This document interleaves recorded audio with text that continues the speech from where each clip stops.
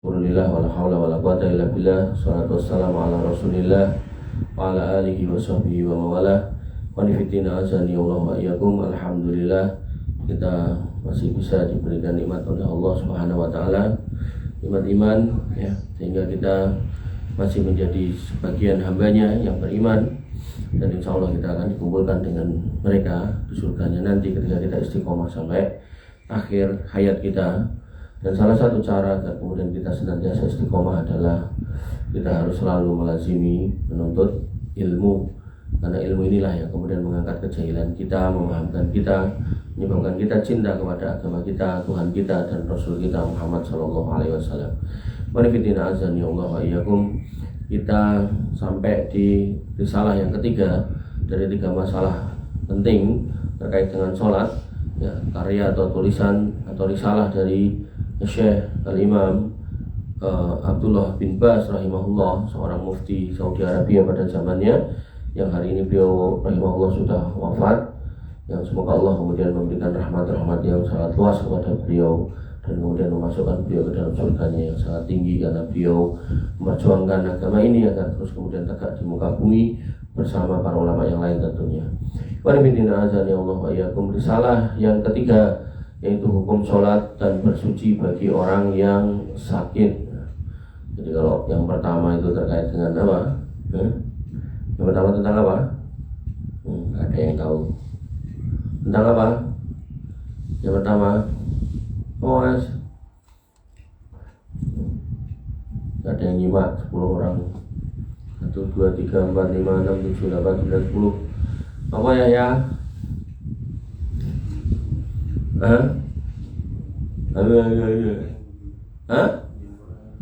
Menyempurnakan wudhu. Kemudian yang kedua tentang ngarang lah, menyempurnakan wudhu menghadap kiblat. Nah, nanti tanya lagi, cari tahu. Baik, hukum sholat dan bersuci bagi orang yang sakit. Segala puji bagi Allah Subhanahu wa taala, salawat dan salam semoga senantiasa tercurah kepada nabinya yang mulia, Nabi kita Muhammad SAW, keluarganya, segenap para sahabatnya. Wa ba'du. Berikut ini adalah risalah singkat yang berhubungan dengan beberapa hukum bersuci dan sholat bagi orang yang sakit. Sesungguhnya Allah Subhanahu wa taala telah menetapkan kewajiban bersuci untuk setiap sholat. Diwajibnya di situ ya. Adapun setelahnya atau sisanya di luar sholat, maka itu hukumnya sunnah. Karena sesungguhnya menghilangkan hadas dan najis baik pada tubuh, pakaian atau tempat sholat, keduanya merupakan bagian dari syarat sahnya sholat. Jadi seorang muslim nggak boleh jorok. Jadi kalau kamu ke WC yang dipakai bareng-bareng ya, bersihkan, siram, nggak apa-apa ya. Nah ini kan tinggalan orang lain, nggak apa-apa, kamu dapat pahala.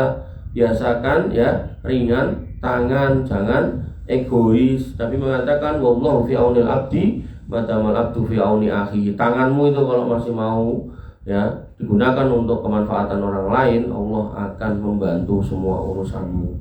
Tapi kalau kamu egois, ya wis, tarabtuhu wa syirkahu, tak tinggalkan sendiri dengan urusannya. Nah, repot nanti kalau kemudian Allah sudah meninggalkan kita, punya masalah kita nggak dibantu, ya punya urusan kita nggak ditolong, gitu kan, stres kamu gitu. Nah makanya sebagai manusia harusnya paham ya, ketika Nabi mengatakan seperti itu ya, bahwasanya man yassara musliman yassarahullahu fid dunya wal akhirah. Itu. Jadi kamu kalau pengen dimudahkan di akhirat itu enggak cuman dengan sholat yang banyak, puasa yang banyak, ngaji yang banyak, enggak. Ketika ada orang Islam punya masalah urusan, ya bantu sesuai kemampuanmu, apalagi udah disifatkan sebagai tugasmu dalam sebuah kumpulanmu. Kamu dalam keluargamu tak tugasi, kata bapakmu, kamu yang jaga ini, kamu yang ngurusi ini. Nah, bapakmu kan di rumahmu sana ya, kamu di sini ya, berarti kan kamu mengikuti aturan atau cara main di sini gitu loh. Kayak gitu aja perlu diperjelas gitu. Maka apabila seorang muslim tidak melakukan sholat, wajib bersuci dari hadas kecil atau mandi terlebih dahulu jika berhadas besar. Jadi ada hadas kecil, hadas besar.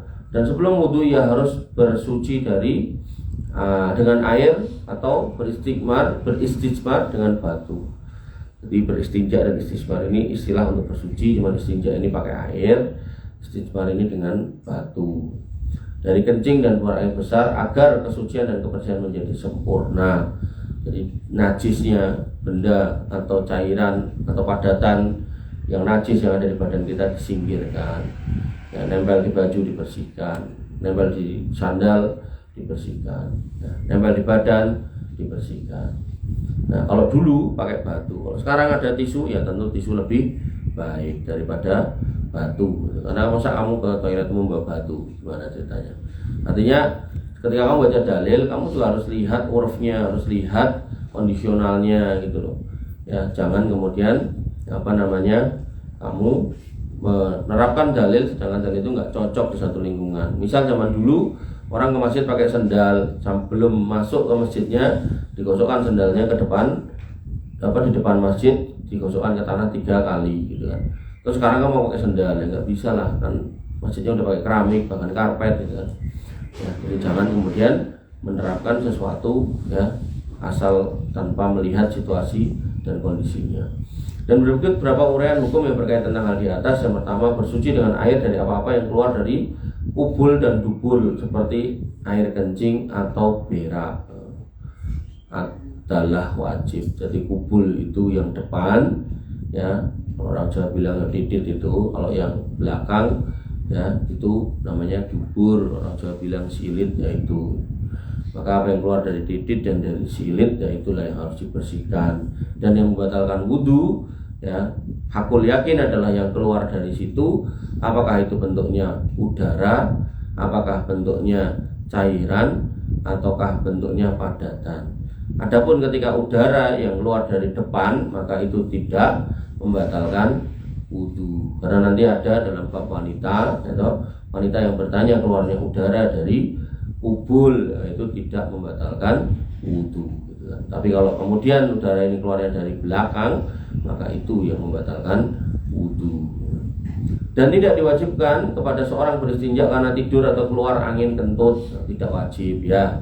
Yang wajib adalah berwudhu. Jadi tidak ada gampangnya kalau kentut kemudian cebok, nggak ada, karena itu adalah udara.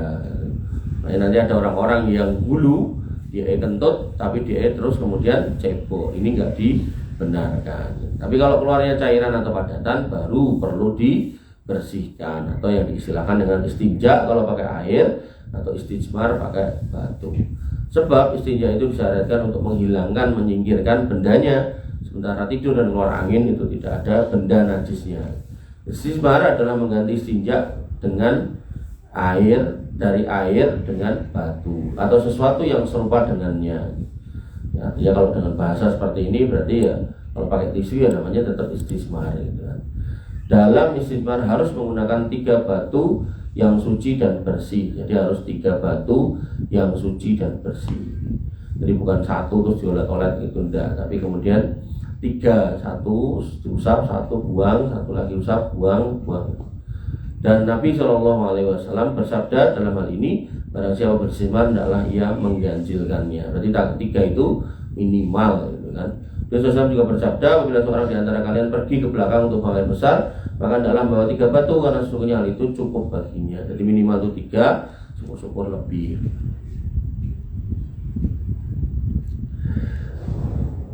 Nek mau pakai tisu, ini yang mau masukkan aja. Kalau mau pakai tisu, saran saya, kamu udah siapin dulu tisunya itu, kamu lipat-lipat gitu kan 3, terus kamu kasih air di wastafel. Nah, bawa masuk. Jadi jangan tisu kering, karena kalau tisu kering itu biasanya ya masih, yang Jawa ngaran ini masih ngepet gitu loh. Ya, itu nggak enak rasanya. Ya, nggak tahu saya kalau bule-bule itu kok bisa nyaman nggak pakai air. Intinya kalau ada air pakai air, ya. Nggak ada air baru pakai yang lainnya. Dan Rasulullah SAW melarang beristismar dengan kurang dari 3 batu. Ini menunjukkan itu jumlah minimal. Tidak boleh beristismar dengan kotoran manusia atau hewan, tulang atau makanan, atau apa saja yang haram. Afdolnya adalah beristismar dengan batu atau apa saja yang serupa dengannya. Nah itu tadi, seperti tisu dan lainnya, kemudian diakhiri dengan air. Artinya air tetap kalau ada, kalau ketemu tetap dipakai.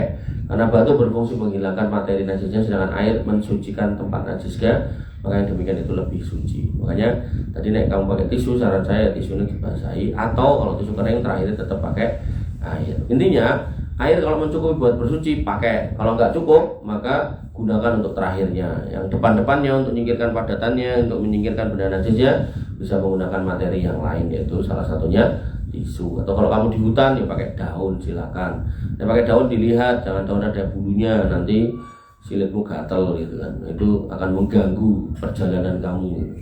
Seorang boleh memilih antara beristimar dengan air atau beristimar dengan batu atau benda yang serupa dengannya, atau menggabunggan antara keduanya. Jadi dicampur boleh dengan syarat bahwasanya airnya tidak cukup. Nah, airnya cukup terus kamu milih pakai batu, itu sebuah kesalahan. Ada air kamu pakai tisu, itu sebuah kekeliruan gitu. Makanya jangan ya tidak paham mana yang lebih utama dari yang utama. Ketika ada air, ya jelas air itu yang utama ya. Dari Anas radhiyallahu anhu ia berkata bahwa Nabi SAW pernah masuk ke jamban dan aku bersama anak sebayaku membawa bejana berisi air dan tongkatnya. Nabi SAW beristinja dengan air itu. Dan dari Aisyah radhiyallahu anha bahwa ia berkata kepada sekelompok orang, ya, suruhlah suami-suami kalian bersuci dengan air karena sungguhnya aku malu kepada mereka dan sungguhnya Rasulullah SAW selalu melakukannya. Imam At-Tirmidzi mengatakan di sini sahih. Apabila memilih salah satunya maka dengan air itu lebih afdol karena air dapat membersihkan tempat najis dan menghilangkan materi najis dan bekas najis. Air itu lebih sempurna dan membersihkan dalam membersihkan, dan seandainya memilih bersuci dengan menggunakan batu maka boleh dengan syarat menggunakan 3 batu yang dapat membersihkan tempat najis. Jadi pastikan batunya juga batu-batu yang bisa digunakan buat membersihkan, pakai batu bata yang cepret-cepret karuan. Jika 3 batu tidak cukup untuk membersihkan maka ditambah 1 atau 2 lagi hingga tempat najis benar-benar bersih, dan afdolnya disudahi dengan menghitung hitungan yang ganjil karena Nabi SAW bersabda, barang siapa beristismar hendaklah mengganjilkannya. Dan tidak boleh beristismar dengan tangan kanan karena Salman berkata dalam hadisnya Nabi SAW telah melarang siapa saja dari kami beristinja dengan tangan kanan. Sehingga orang-orang yang kidal tidak ada permakluman dalam hal ini. Dia harus latihan cebok pakai tangan kiri. Silakan kamu kidal nulis pakai tangan kiri, silakan. Kamu kidal mau main badminton pakai tangan kiri, silakan. Tapi untuk urusan makan kanan, untuk urusan cebok kiri. Angel, berlatih sebagaimana kamu bisa terbiasa dengan tangan kiri, maka berlatihlah dengan tangan kanan untuk makan dan berlatihlah untuk cebok dengan tangan kiri. Jadi gak ada permakluman di situ ya. Kecuali memang gak punya tangan gitu, itu lain cerita. Tapi kalau punya tangan maka walaupun kidal dia harus berlatih. Dan tidak boleh beristismar dengan tangan kanan tadi. Dan Nabi SAW bersabda, jangan ada seorang di antara kamu memegang kemaluannya dengan tangan kanan di saat ia kencing, dan jangan pula mengusap, mengelap setelah buang air besar dengan tangan kanan tuh. Jadi kamu yang kencing jangan pegang kemaluanmu dengan tangan kanan, tangan kiri. Jadi tangan kiri itu untuk urusan-urusan yang kotor, yang urusan terkait dengan kubul dan dubur, urusan kemaluan, mau garuk-garuk segala macam pakai tangan kiri, jangan tangan kanan. Cebok ya pakai tangan kiri, bukan tangan kanan ya. Tapi untuk urusan yang baik-baik gunakan tangan kanan. Ini kalau diperluas lagi, pertanyaannya sekarang, kalau pakai jam tangan berarti pakai tangan apa? Kalau diperluas lagi, tangan apa? Nggak ngawur ya apa puluh sini. Apa ya? Kanan, jangan pakai tangan kiri gitu. Ya. Walaupun nggak ada dalam hadis, tapi kalau kita ngomongkan hal-hal yang tadi dulu, rumusan tadi loh. Jadi Nabi SAW itu diberikan karunia namanya Jawamiul Kalim, sebuah kalimat yang ringkas tapi bisa diterapkan secara luas gitu loh. Makanya kalau kemudian Nabi mengatakan megang kemaluan aja, kemaluan loh ya, barang yang nempel sama dirimu loh, yang nggak dicalo-taruh di mana-mana gitu kan. Itu aja kita disuruh pakai tangan kiri megangnya loh, belum ngomongkan najisnya, megangnya. Nah, maka jangan sekali-kali megang pakai tangan kanan. Allah Ta'ala.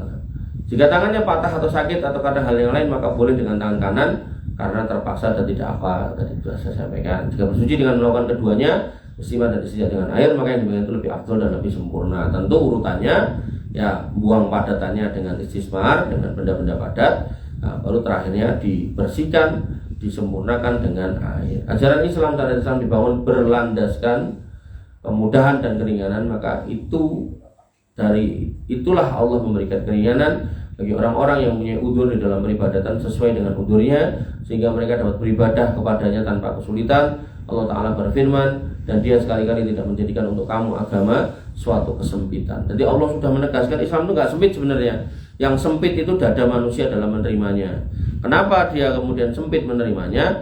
Karena dia belum membuka hatinya untuk menerima Islam. Makanya orang-orang yang dikajak dalam kebaikan kok susah, itu hakikatnya dia sedang belum mendapatkan kebaikan dari Tuhannya. Makanya yang perlu kamu pahami adalah kalau kamu merasakan itu, belajar agama kok nyebeli, kok nganyeli, kok rasa seneng, kok gak happy gitu kan, ya maka cek itu hatimu gitu.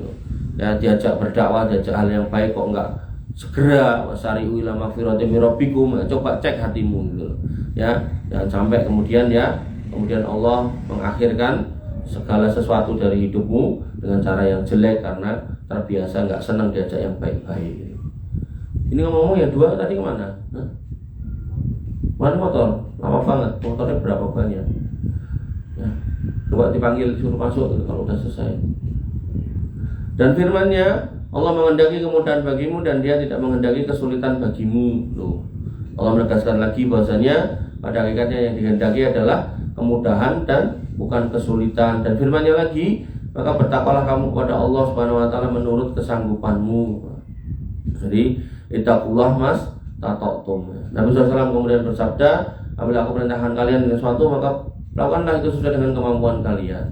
Ya, jadi sesuai kemampuan dalam bertakwa. Dan beliau juga bersabda, sesungguhnya agama itu mudah, innad dina yusrun. Orang sakit apabila ia tidak memungkinkan bersuci dengan menggunakan air seperti berwudu dari hadas kecil dan mandi dari hadas besar karena lemah atau khawatir ya, akan bertambah parah gitu, atau kesembuhannya akan tertunda, maka ia boleh bertayamum, yaitu menepukkan kedua tangan ke tanah yang suci satu kali lalu menyapu mukanya dengan telapak jari dan kedua tangannya dengan telapaknya. Nih perhatikan, satu ceplok gitu kan, nah kemudian muka satu, kemudian telapak tangan. Nah, orang yang nggak belajar fikih itu tekan gini-gini gitu. Kadang sampai kaki-kaki barang gitu. Ada itu pejabat itu yang pengen jadi apa gitu, dia naik kereta gitu, nunjuk ke tayamum tapi sampai kaki-kaki segala macam. Nah itu kurang tepat ya. Menepukkan kedua tangan ke tanah yang suci, cari tanahnya, kalau nggak ada tanahnya cari dinding yang berdebu, lalu menyapu mukanya ya dengan kedua jarinya, langsung kemudian kedua telapak tangan. Ini caranya gini nih, tuh lihat deh. Nah, yuk, segitu. Tanganmu gini-gini. Ini punggungnya kenain. Nah, batasannya adalah pergelangan. Allah Subhanahu wa taala berfirman, jika kamu junub maka mandilah. Nah, junub berarti harus mandi untuk membuangkan hadas besar. Orang yang junub siapa? Mimpi basah, orang yang habis berhubungan dengan istrinya, orang yang habis haid, habis nifas, itu orang-orang yang junub. Dan jika kamu sakit atau dalam perjalanan atau kembali dari tempat buang air atau menyentuh perempuan lalu kalian tidak memperoleh air, maka bertayamum dengan tanah yang baik. Jadi kalau nggak dapat air walaupun dalam kondisi junub ya, itu harus kemudian tayamum. Maka sapulah mukamu dan tanganmu dengan tanah itu.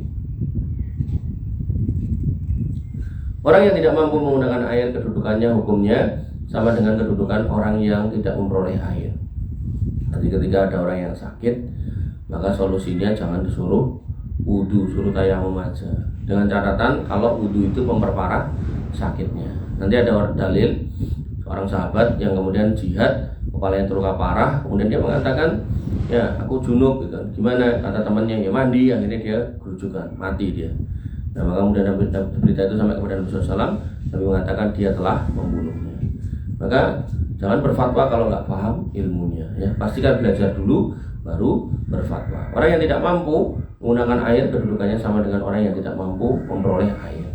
Bertakwalah kepada Allah menurut kemampuan kalian. Dan juga sabda Nabi SAW ya kepada Ammar bin Yasir, sesungguhnya cukup bagimu melakukan dengan kedua tanganmu seperti ini. Nabi SAW menepukkan kedua tangannya ke tanah satu kali, lalu menyapunya ke muka dan kedua telapak tangan. Jadi tepukannya sekali, bukan sekali muka sekali tangan. Jadi sekali itu untuk muka dan tangan. Dan tidak boleh bertayamum kecuali dengan tanah yang berdebu. tanah yang berdebu, bukan tanah lumpur, bukan tanah basah, atau bukan tanah apa jenenge, tanah yang padat gitu loh, ya gak ada debunya. Kalaupun harus ke dinding, ya carilah dinding yang berdebu, ya berdebu. Jangan kemudian yang gak ada debunya. Syukur-syukur yang berdebunya itu ya tentu yang debu yang bersih. Terus jelas di sekitarnya ada kotoran, terus kamu ini berdebu gitu kan, kotorannya sudah garing, ya enggak geser gitu. Dan namun tidak sah kecuali dengan niat, karena sungguh Nabi SAW bersabda, innamal a'malu binniyat wa innamal likulli imri'in ma nawa. Sesungguhnya amal itu tergantung niatnya, dan sesungguhnya orang akan mendapat pahala sesuai dengan niatnya. Maka ada beberapa kondisi sakit dalam hal bersuci. Yang pertama, apabila sakitnya ringan dan tidak dikhawatirkan akan bertambah parah, jika menggunakan air atau penyakitnya tidak dikhawatirkan dan tidak memperlambat proses penyembuhannya, atau tidak menambah rasa sakit, atau penyakit yang serius seperti pusing, sakit gigi dan yang lainnya, atau orang sakit itu masih dapat menggunakan air hangat dan tidak berbahaya karenanya, maka kondisi seperti ini ia tidak boleh bertayamum. Artinya gini, kalau kamu tinggal di satu tempat yang sangat dingin, misalnya di kutub gitu kan, terus kamu nggak wudhu pilih tayamum, itu keliru. Ketika apa? Ketika kamu bisa memanaskan air. Tapi kalau benar-benar kayu yang nggak ada dan cuma air dingin, kalau kamu pakai itu kamu akan hipertermia, mati, maka sebaiknya tayamum saja. Ya, jadi jangan menggampangkan urusan yang sudah dibikin gampang oleh Allah Subhanahu Wa Taala. Ya, tadi sudah dikatakan inna dina yusrun. Agama itu mudah, tapi jangan dipermudah. Agama itu nggak sulit, makanya jangan dipersulit. Yasiru wala tu'asiru, basiru wala tunafiru. Sebab tayamum ya, itu dibolehkan untuk menghindari bahaya. Padahal dalam kondisi seperti ini tidak ada sesuatu yang membahayakan, dan karena ia juga memperoleh air, dengan demikian ia wajib menggunakan air. Ya. Yang kedua, jika ia mengidap penyakit yang dapat membahayakan jiwanya atau membahayakan salah satu anggota tubuhnya, atau penyakit yang mengkhawatirkan akan timbulnya penyakit lain yang dapat membahayakan jiwanya. Jadi ada orang yang kemudian tadi sakit, kemudian kalau digerujuk mati. Ada juga orang yang sakit di tangannya, kalau kena air nanti busuk tangannya. Ada juga orang yang kemudian kalau kena air dia akan kemudian jantungnya nggak tahu berhenti berdetak apa piye gitu kan, karena kedinginan dan seterusnya. Maka ketika itu yang terjadi ya, atau mengkhawatirkan hilangnya manfaat, maka dalam kondisi seperti ini ia boleh bertayamum. Allah Subhanahu Wa Taala berfirman, dan janganlah kamu membunuh dirimu, sesungguhnya Allah Maha penyayang kepadamu. Wala taqtulu anfusakum innallaha bikum rahimah. Yang ketiga, jika ia mengidap penyakit yang membuatnya tidak dapat bergerak sementara tidak ada orang yang mengantarkan ia kepada air, maka boleh baginya bertayamum. Itu orang-orang yang stroke, yang nggak ada yang mengantar dia ke tempat kamar mandi. Atau kalau dia tidak dapat bertayamum, maka ditayamumkan orang lain.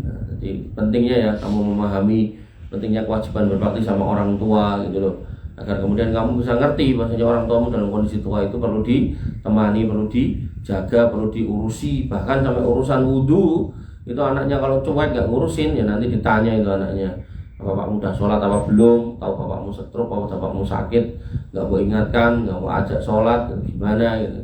Sampai di sini dikatakan, yaitu kalaupun dia nggak bisa tayamum, maka ditayamumkan orang lain. Dan jika tubuh, pakaian, tempat tidurnya terkena najis sementara ia tidak mau menghilangkan suci, maka ia boleh melakukan sholat dalam keadaan seperti itu. Jadi kalau kemudian orang tuamu, naudzubillah ya, pakai pampers gitu kan, maka pampasnya dibersihkan dulu.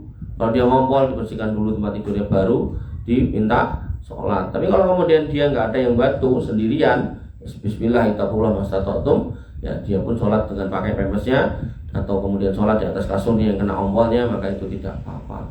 Intinya dalam Islam tidak ada kamus jorok. Maka semua harus dibersihkan. Semua kotoran-kotoran yang ada di sekitar kita harus dibersihkan.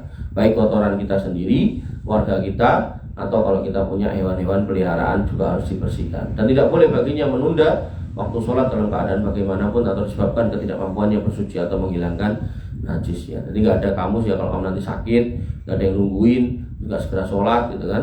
Nah, maka nggak ada, maka kamu harus segera sholat. Nah, kalau kamu bisa menghilangkan najis, hilangkan najisnya dulu. Kalau nggak bisa, maka dalam kondisi ada najis di dekatmu, dalam artian di pampers tadi atau di tempat tidurmu, ya kamu tetap harus sholat berdasarkan risalah dari Syekh bin Baz ini. Yang keempat, bagi orang yang luka parah, berbisul, patah tulang atau penyakit apa saja yang dapat membahayakan dirinya bila menggunakan air lalu junub, maka boleh tayamum. Tadi sudah tak singgung. Karena dalil-dalilnya di atas, akan tapi jika ia memungkinkan untuk bersuci pada bagian yang sehat pada tubuhnya, maka mencuci yang demikian itu wajib dan bagian yang lain disucikan dengan tayamum. Ya, jadi misal tanganmu nih digip gitu kan, gipnya nggak boleh basah. Terus bisa itu kamu bungkus pakai plastik tertentu gitu kan, diulir-ulir baru kemudian mandi, nah, silahkan. Gitu. Nah, kok kayak gitu? Nah, iya ada orang yang pakai gip kemudian dia ketemu istrinya ya tetap pengen ya ada. Nah, jadi jangan sampai gampangkan lagi. Sekali lagi, agama itu mudah, jangan dipermudah. Agama tidak sulit, jangan dipersulit. Gitu. Yang kelima, apabila si sakit berada di suatu tempat yang tidak ada air dan tanah dan tidak ada orang yang mendatangkan kepadanya, maka harus sholat tanpa wudu dan tayamum dan tidak ada alasan baginya menunda waktu sholat karena Allah Subhanahu Wa Taala berfirman, bertakwalah kepada Allah menurut kemampuan kalian. Ya, jadi bahkan Syekh bin Baz berpendapat kalau memang ya di situ nggak ada air, nggak ada tanah untuk bersuci, bertayamum, maka tetaplah sholat dalam keadaan apapun. Ya. Paling solusi paling gampangnya dinding di sekitar. Ini contohnya orang-orang yang di penjara kan nggak ada tanah, itu nggak ada air, itu kan. Apalagi penjaranya orang kafir, itu kan nggak bakalan disiapin, gitu kan. Bahkan WC aja di dalam penjara, apalagi penjara yang masuk kategori pengawasan khusus, gitu kan. Nah, itu WC-nya satu sel dengan orangnya itu. Ya, kalau penjara-penjara yang gede itu masih mungkin WC-nya agak di pojokan. Kalau orangnya sendirian, kamar kecil gitu, kamarnya kecil, terisolasi, ya biasanya penjaranya ya ada kamar tidurnya, ada mejanya, ada WC-nya sebelah. Gitu. Kayak mau nggak mau ya di situ. Yang keenam, bagi orang yang menderita penyakit besar seperti kencing terus-menerus, beseran, atau pendarahan terus-menerus, orang yang sakit talasemia, kalau luka itu kemudian darahnya mancur terus, atau selalu buang angin, entat-entutan, sedangkan pengobatan tidak pernah menyembuhkan, artinya dia sudah berusaha. Jadi dilihat ya tahapannya ya. Seorang ulama itu nulisnya pelan-pelan. Dia pernah melakukan penyembuhan atau berusaha menyembuhkan, tapi nggak sembuh-sembuh, maka ia wajib berwudu pada setiap saat sholat, masuk sholat dan mencuci bagian tubuh atau pakaian yang terkena kotoran, atau memakai pakaian bersih pada setiap kali sholat jika hal itu memungkinkan, sebab Allah Subhanahu Wa Taala berfirman, dan dia sekali-kali tidak menjadikan untuk kamu dalam agama suatu kesempitan. Jadi jangan merasa sempit dengan apa yang terjadi sama diri kita. Oh, aku ora iso suci karena saya beseran, akhirnya sholat. Nah, itulah yang diinginkan setan, ya. Bukan itu ya. Jadi kalaupun kita ya naudzubillah akhirnya kencing terus gitu kan, maka pakai pempes. Tapi sebelum pakai pempes, bersihkan dulu kemaluannya, pakai terus wudu sholat. Itu sama dengan kalau kamu masih ingat fikih tentang wanita yang istihadah, dia keluar darah terus menerus, maka setiap kali dia harus sholat, dia nggak perlu mandi junub, dia tinggal bersihkan area kemaluannya, dia pakai pembalutnya, kemudian dia wudhu dengan sempurna, kemudian dia sholat, dan dilakukan setiap kali mau sholat. Dan firman-Nya, Allah menghendaki kemudahan bagi kalian dan tidak menghendaki kesulitan bagi kalian. Dan sabda Nabi SAW, apabila aku perintahkan kalian melakukan suatu perkara, maka lakukanlah ia menurut kemampuan kalian. Dan hendaklah ia mengambil sikap hati-hati untuk mencegah tersebarnya air seni atau darah ke pakaian tubuh dan tempat sholatnya. Jadi benar-benar harus dibungkus dengan rapi, dengan baik, jangan sampai kemudian berjajaran. Dan diperbolehkan baginya sesudah sholat hingga habis waktunya untuk melakukan sholat sunnah apa saja atau baca Quran. Lalu apabila telah habis waktu, wajib berwudu lagi. Jadi ini sama dengan fikih orang istihadah. Jadi setiap masuk waktu, ya itu dia harus mengulangi bersucinya. Ya. Atau bertayamum jika tidak dapat berwudu. Karena Rasulullah SAW menyuruh wanita yang menderita istihadah keluar darah terus menerus, yang akan berwudu pada setiap kali sholat wajib. Adapun seni atau darah yang keluar pada waktu itu tidak apa-apa asalkan dia berwudu sesudah masuk waktu sholat. Jika pada anggota tubuh ada yang masih dibalut pada anggota wudu atau tubuh, maka cukup mengusap di atas pembalut tersebut pada saat berwudu atau mandi, mencuci bagian anggota lainnya. Jadi kalau kamu pakai gipnya boleh diusap, maka diusap lebih baik. Jadi anggota yang nggak digip itu wudu seperti biasa, begitu kemudian sampai yang digip itu diusap aja. Tanganmu dibasahin terus airnya dibuang, diusap. Kalau itu tidak merusak gipnya.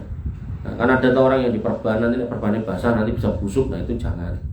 Nah, itu solusinya, perbanmu itu kamu buntal dulu pakai plastik atau yang sesuatu yang kedap air, ya, kamu usap di atasnya. Nah, tapi plastiknya pastikan plastik yang suci. Wallahu ta'ala.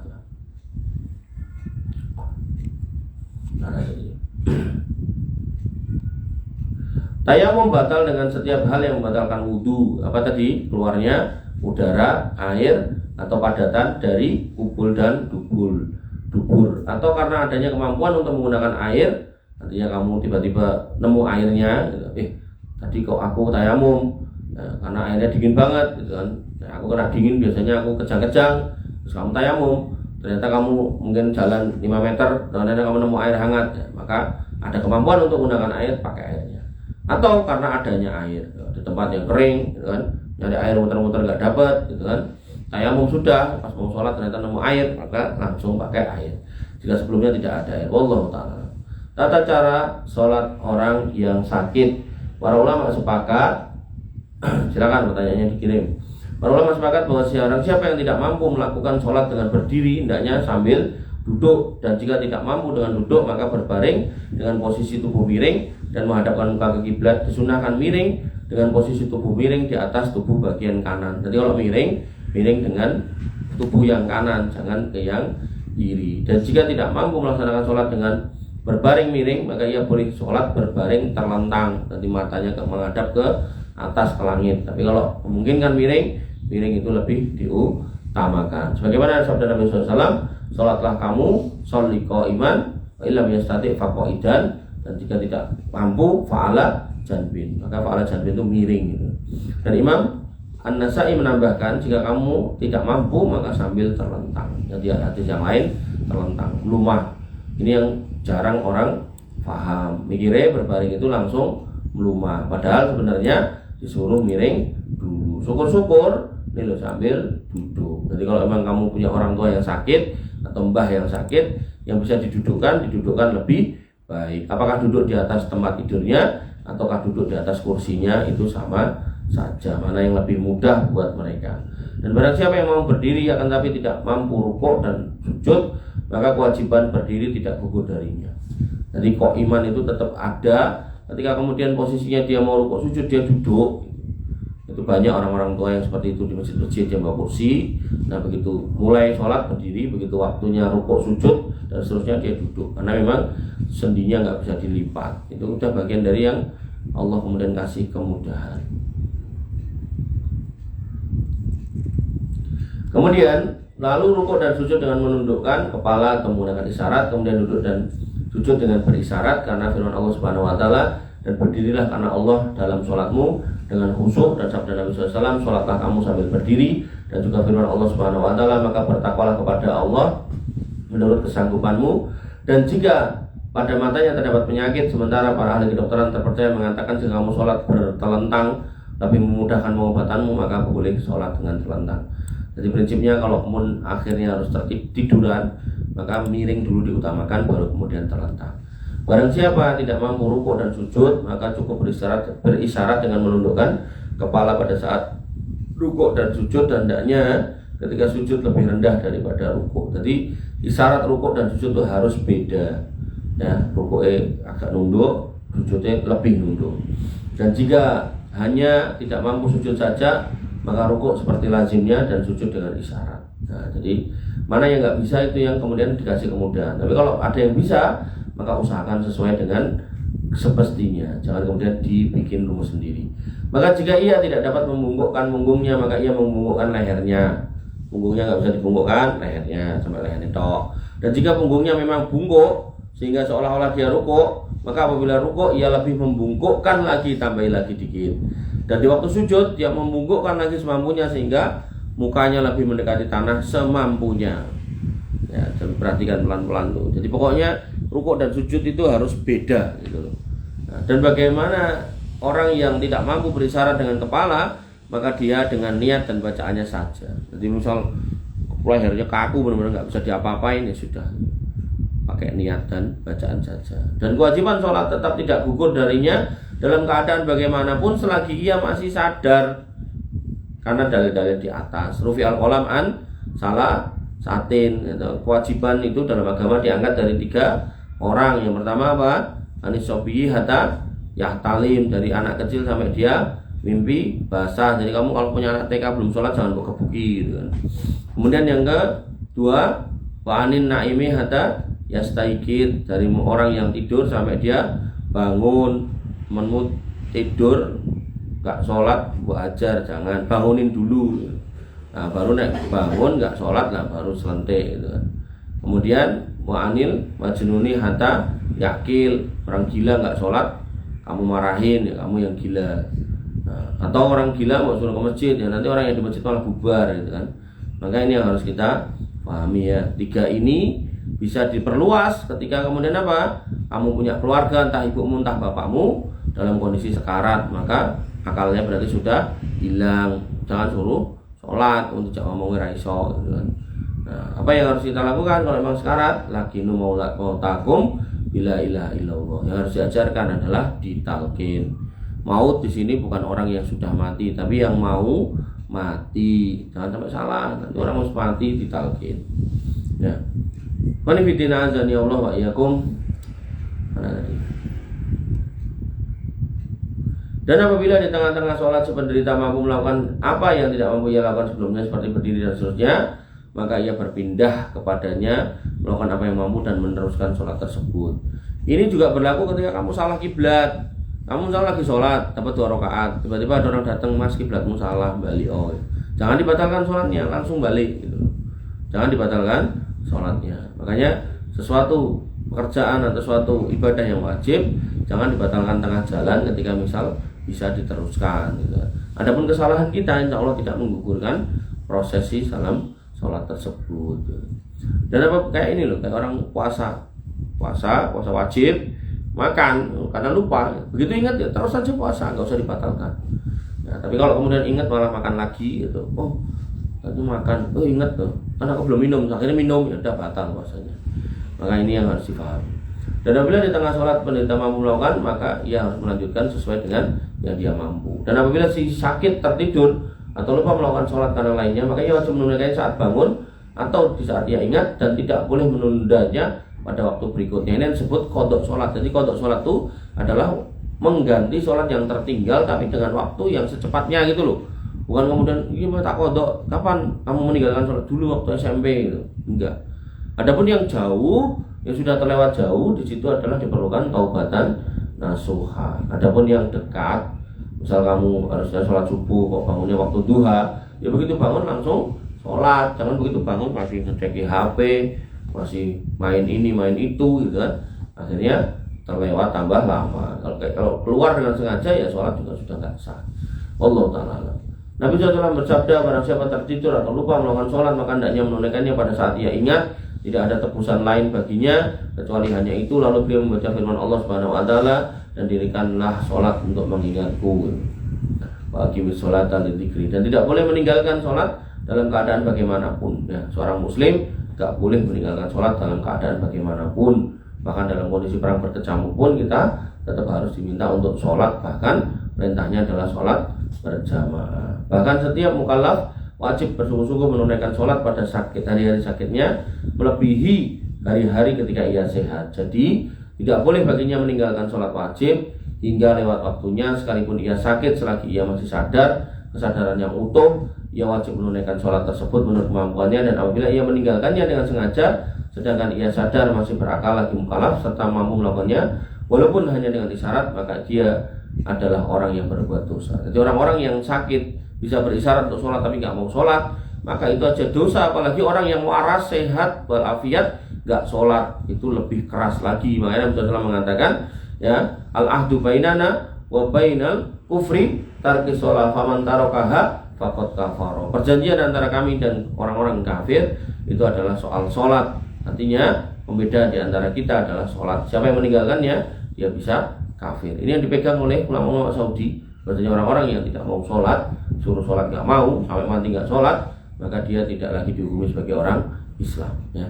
Jadi orang Islam yang sakit parah pun diminta untuk sholat, apapun bentuk sakitnya, selama masih waras. Apalagi orang yang waras tapi nggak sholat. Makanya kamu kalau punya adik, punya kakak, punya anak perempuan, bahkan punya ibu yang pengen carikan pasangan, barangkali bapak udah nggak ada, pastikan mereka adalah orang yang sholat. Kalau udah nggak mau sholat mau ngapain? Kalau urusan dia sama Tuhannya aja udah nggak dipeduliin, terus kamu berharap dia mempedulikan keluargamu, itu sebuah mimpi, nggak mungkin gitu loh. Ya. Dan sabdanya, pokok segala agama adalah Islam, Rasul amri al-Islam, wa dirwatus sanamihi wa amuduhu as-sholat, dan tiangnya adalah sholat, wa dirwatus sanamihi al-jihad. Jadi yang namanya sholat itu adalah tiang agama. Jadi kalau kemudian seorang itu sudah gak sholat, maka agamanya rusak gitu. Ya, jadi ini panggilan jiwa buat kita masing-masing. Waktu sholat segera bergegas, jangan kosak-kosik, jangan nanti-nanti gitu loh. Karena ya itu tanggung jawab kita secara pribadi masing-masing gitu kan. Jar santuan. Begitu pula sabda beliau SAW, pembatas antara muslim dengan kemusyrikan dan kekufuran adalah meninggalkan sholat. Dan pendapat ini yang lebih sahih sebagaimana dijelaskan di dalam Al-Quran tentang sholat dan hadis-hadis tersebut. Dan jika ia kesulitan melakukan sholat pada waktunya, maka boleh menjamak antara duhur dan asar, maghrib dan isya, baik jamak takdim maupun takhir sesuai kemampuannya. Jadi kesulitan itu bisa menyebabkan atau membolehkan jamak, tapi tidak boleh qashar. Karena qashar hanya berlaku untuk safar. Ingat-ingat nanti urusan apa gitu, apa mau jamak main bola nggak masuk di situ ya. Kesulitan ini kesulitan yang benar-benar ada unsur darurat. Misal kamu harus menjaga alat atau mesin, yang buat tinggal atau bisa meledak gitu kan. Nah, itu bisa kamu menjamak. Atau kamu seorang dokter yang kamu melakukan operasi. Kalau kamu tinggal nanti mati orang itu, ya, maka bisa dijamak baik takdim maupun takhir. Atau kemudian ya di kampungmu ada angin puting beliung atau hujan badai, ya, kamu bisa menjamak, jangan di qashar karena qashar itu terkait dengan safar.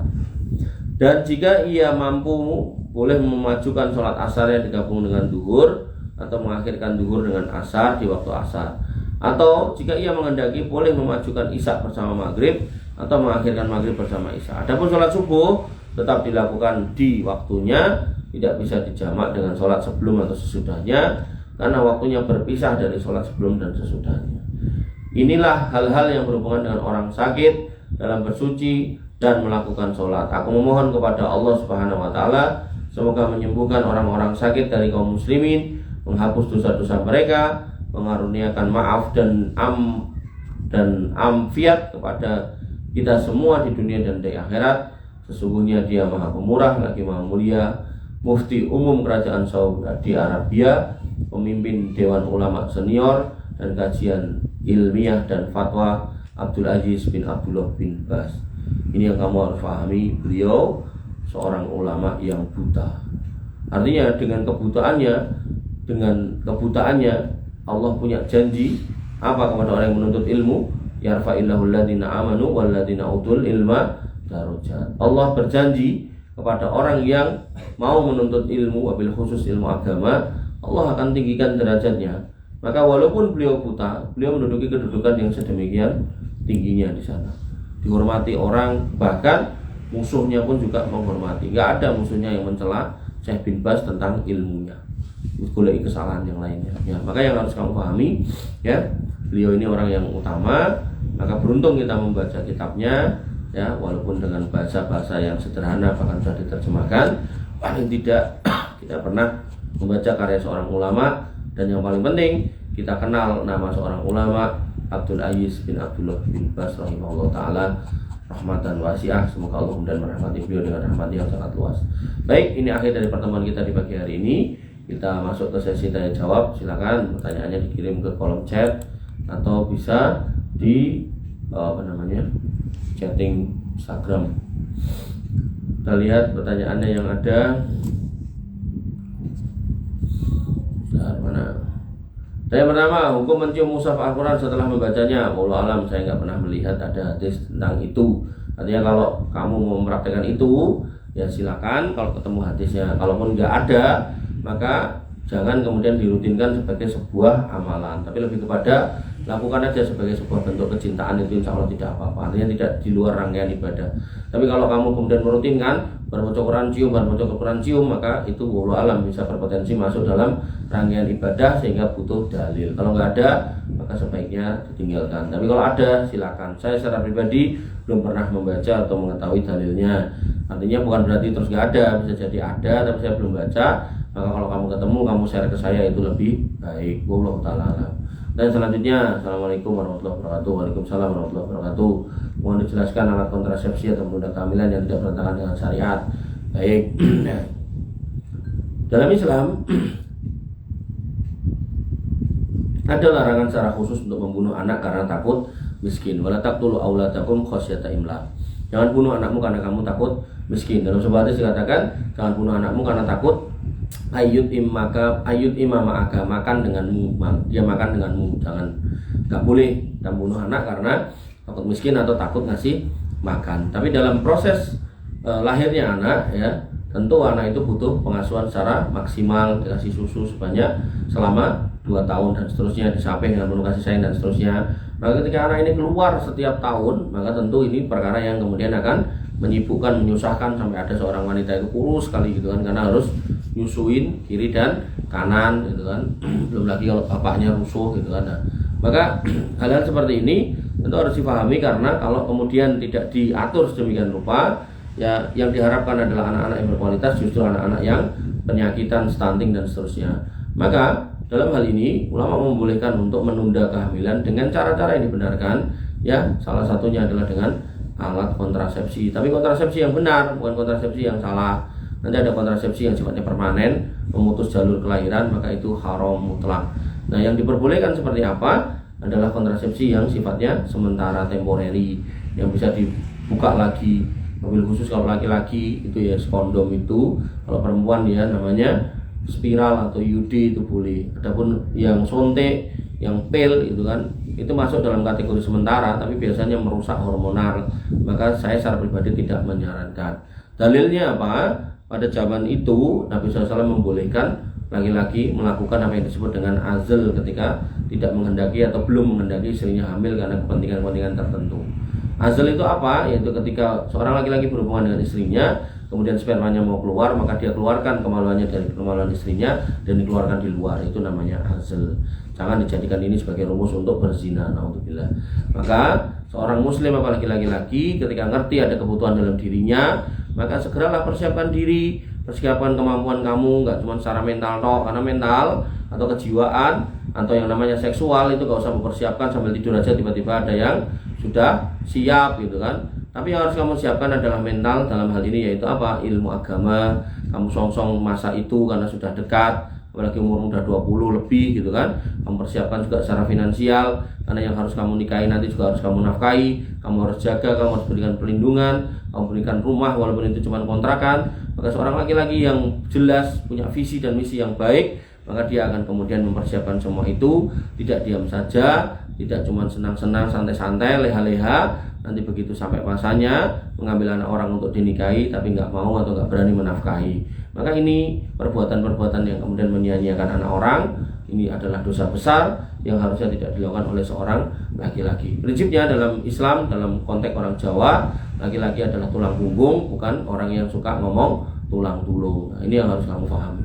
Ya, jadi laki-laki itu harus kemudian siap menanggung semuanya. Bahkan kamu sebagai laki-laki punya tanggung jawab untuk mengurusi perempuan yang ada di rumahmu, yaitu siapa? Ibumu, adikmu perempuan, dan kakakmu perempuan. Semua tanggung jawabmu.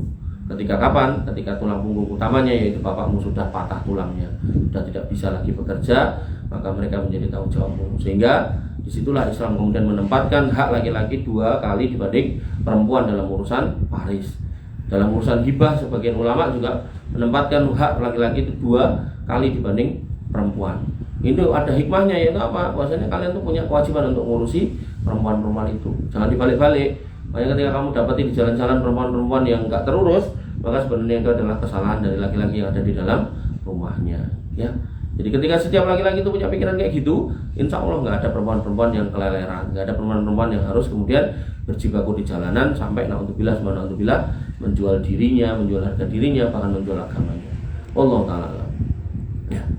Kemudian apa hukumnya menggerakkan jari telunjuk saat duduk tahiyat awal atau tahiyat akhir? Ya, di situ ada khilaf ulama, ya kita belum sampai di situ, tapi singkatnya di situ ada khilaf ulama, ada ulama yang kemudian menganggap hadisnya hasan sehingga mereka memaklumkan atau mengamalkan itu sebagaimana yang dilakukan oleh Syekh Al-Albani rahimahullah. Tapi ada juga ulama yang kemudian menganggap hadisnya dhaif sehingga tidak mengerjakan itu. Nah, karena ini adalah perbedaan ulama dan perbedaan ini dibingkai dalam keberadaan sebuah dalil, maka ya kepada yang mengamalkan kita nggak perlu mencela, kepada yang tidak mengamalkan kita tidak perlu menyalahkan atau menganggap kurang sholatnya, karena dua belah pihak punya dalil yang kemudian bisa dipertanggungjawabkan. Ya, maka dalam Islam tuh khilaf selama ada dalam dalil aman. Makanya kalau dalam takbiratul ihram begini atau di atas gini nggak apa-apa. Oh udah kayak gini, nggak ada.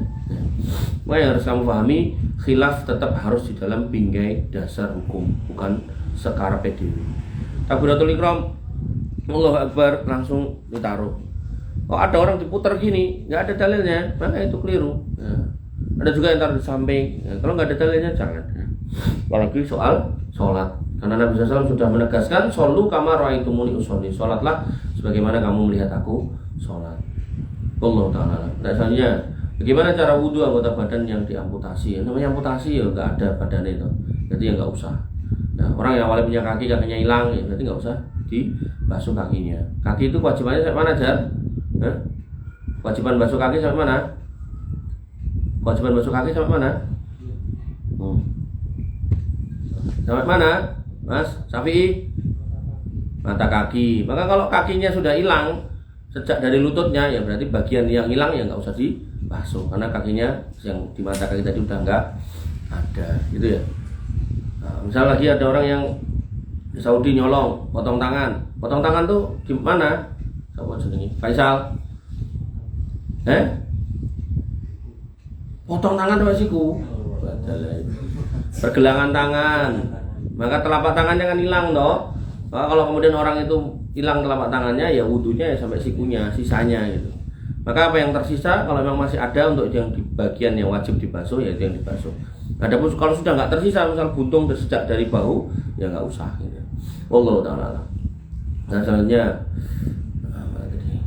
apakah orang yang meninggalkan sholat karena dibius atau koma dalam keadaan sakit wajib mengqadha sholatnya? Ya, karena ini kan kalau bius sama koma itu beda ya.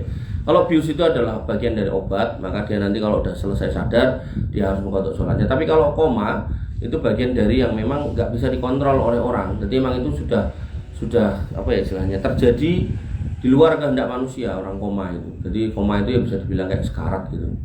Yang potensinya setelahnya adalah titik mati gitu kan. Maka dalam hal koma maka tidak ada kewajiban qadha. Tapi kalau kemudian bius bisa atau harus diqadha. Misal mau operasi besar nih, bius jebret. Orangnya kemudian tertidur sampai 5 jam, 6 jam, itu nabrak berapa sholat. Nah perlu di planning. Operasinya jam berapa nih? Operasi jam 3. Ya, berarti kalau bisa tuh, kalau bisa ya biusnya setelah sholat duhur yang dijamak dengan asar kalau bisa. Tapi kalau ternyata dokternya bilang enggak, ini biusnya sejak jam 11, ya berarti kan belum masuk waktunya, ya sudah suntik gitu kan. Nah bangunnya kapan? Maghrib, ya udah sholat duhur, asar, maghrib gitu kan. Tapi kalau koma ini di luar kontrol orang. Jadi ini orang dalam kondisi organ-organ tertentunya nggak jalan, kemudian dia nggak bisa merespon semuanya. Ya ini ada potensi meninggal setelahnya kebanyakannya. Tapi walaupun gitu ya ada yang balik lagi sehat. Nenek saya dulu udah kayak gitu sehat, udah kayak gitu balik lagi kayak gitu lagi sehat gitu. Ya maka yang setelah koma, ya, maka bola alam itu nggak ada kewajiban untuk mengqadha sholatnya, karena koma ini di luar kehendak atau di luar settingan manusia. Wallahu ta'ala alam. Nah selanjutnya, apakah sah sholat seorang muslim apabila terkena kotoran sedikit seperti kejatuhan kotoran cicak? Mohon penjelasannya. Makanya dalam bab kotoran ini ada najis namanya mughaladah, ada najis namanya mukhafafah. Nah kotoran cicak ini termasuk mukhafafah.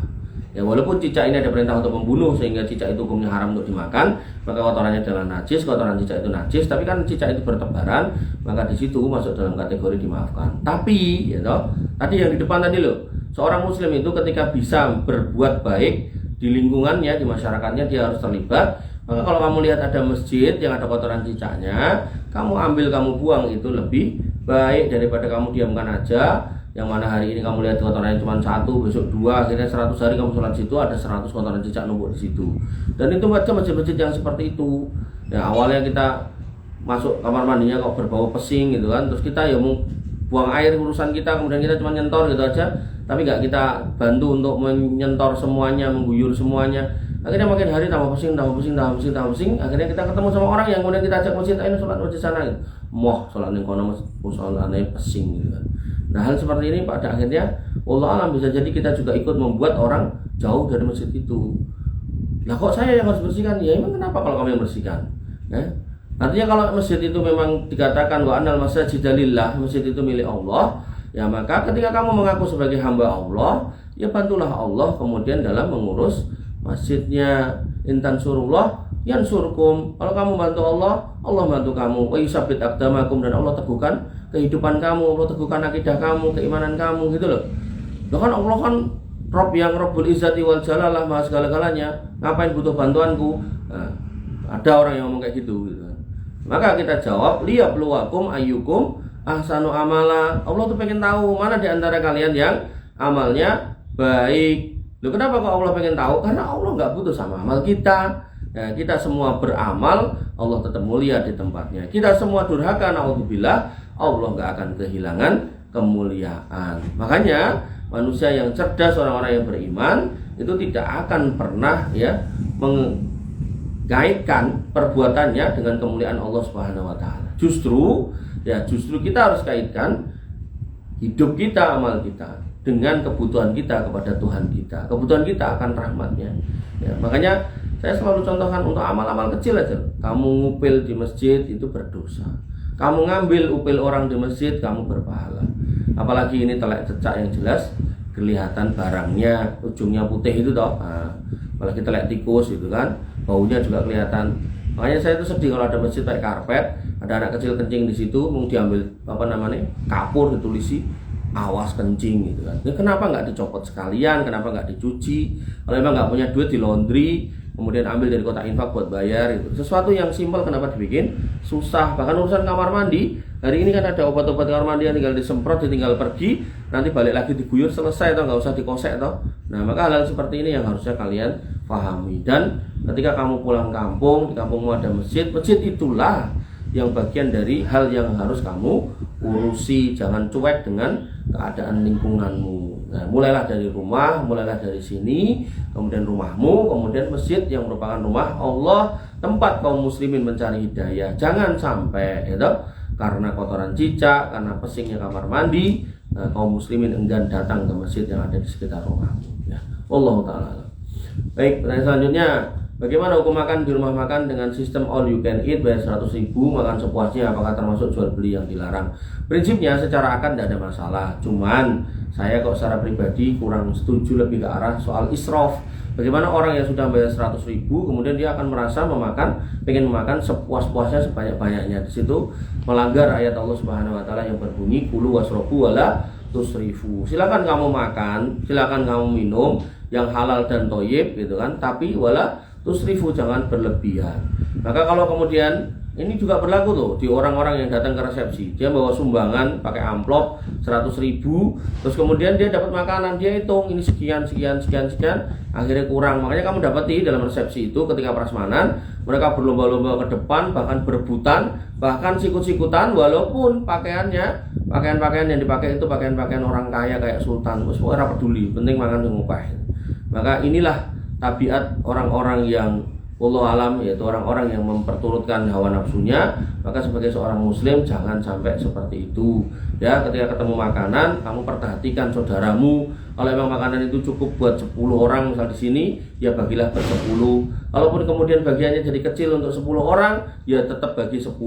Kalaupun kamu mau mengalah, itu juga lebih baik. Sebuah kisah yang menarik ketika sekumpulan kaum muslimin berjihad, kemudian ada kaum muslimin yang mendatangi para kaum muslimin yang sedang berjihad, dan kemudian sebagiannya sudah pada sekarat. Dia membawa air minum, kemudian dia mendengar ada suara yang meminta minum air.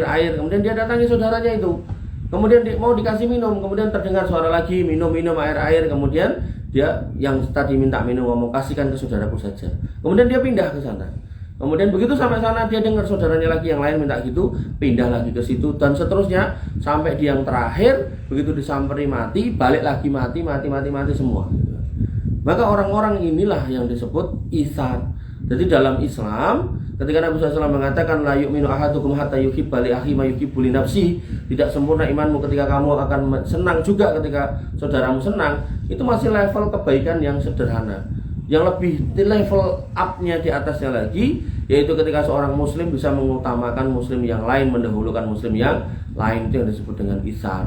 Wa yusiruna ala anfusihim walau kana bihim khososoh. Itu dalil turun ketika Nabi SAW kedatangan tamu dan kemudian menawarkan siapa yang mau menjamu. Kemudian seorang sahabat mengatakan, saya Rasul, pokoknya saya. Jadi dia nggak mikir nih ngomong ada makanan apa, pokoknya saya. Begitu kemudian dibawa pulang, ya, ngomong sama istrinya, ada nggak makanan? Kata istrinya, ada tapi jatah anak kita. Ya wis rapopo, anaknya disuruh tidur. Terus bar gitu nyalakan apa namanya, lampu yang pakai api itu, tindir itu nyalakan, kasih tabir. Terus masak itu makanannya, kasihkan buat tamu kita makan di balik tabir seolah-olah makan, padahal malam itu dia kelaparan. Makanya ya Allah, kalian kalau kemudian membaca hadis-hadis ini, ya harusnya kalian itu senang dipertemukan sesama muslim, saling bantu membantu, saling tolong menolong, ya saling bertanya, temannya sakit jangan diem aja, ditekoi, udah makan belum, udah minum obat belum, gitu kan. Ya jangan kemudian acuh tak acuh, jangan kemudian menjadikan hatimu keras malah di sini. Naudzubillah summa naudzubillah. Baik, ini yang bisa saya sampaikan, kurang lebih saya mohon maaf. Alafu minkum, subhanakallahumma bihamdika, asyhadu an la ilaha